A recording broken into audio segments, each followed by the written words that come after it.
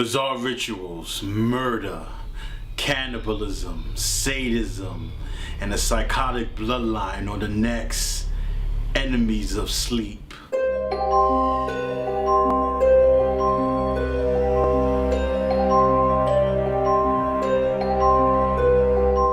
In 1972, a woman was brought to Cedars-Sinai Hospital dressed in nothing but a bloody white gown. Now, this in itself is not a cause for concern, as many accidents often take place and people are brought to Cedars-Sinai for treatment. But there was something strange about the woman, something different, something that made people run while vomiting and releasing excrement on themselves. You see, the woman wasn't quite human. Her skin, white and porcelain, was mannequin-like, but still retained the dexterity and the flexibility of human flesh. From the moment she stepped through the entrance to when she was taken to a hospital room to be prepped for sedation, not once did she ever change. She remained calm, expressionless, and motionless. Many found it hard to look at her for long periods of time, overcome by the stillness, the empty nothing in her eyes.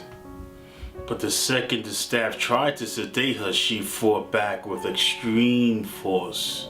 Two of the male staff had to try to restrain her as her body slowly rose from the bed. There, she turned those dead, expressionless eyes towards the male doctor, where she did something unusual. She smiled.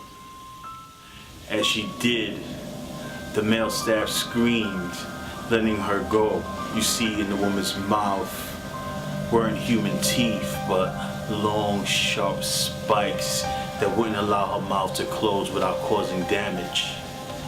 The male doctor continued to stare back for a while before asking, "What are you?" And she stared back with those strange, expressionless eyes, slowly craning her head to the side. She looked past the meat, past the bone, to the soul. There was a long pause. Security had been alerted and could be heard rushing down the hall.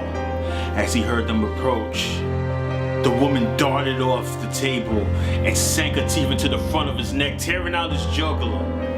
She stood over him then. The thing in human's flesh leaned closer still and whispered into his ear, "I am God." The doctor's eyes filled with fear as he watched her slowly walk to greet the security men. The last sight he saw was of her ripping them limb from limb. She was never seen or heard from again.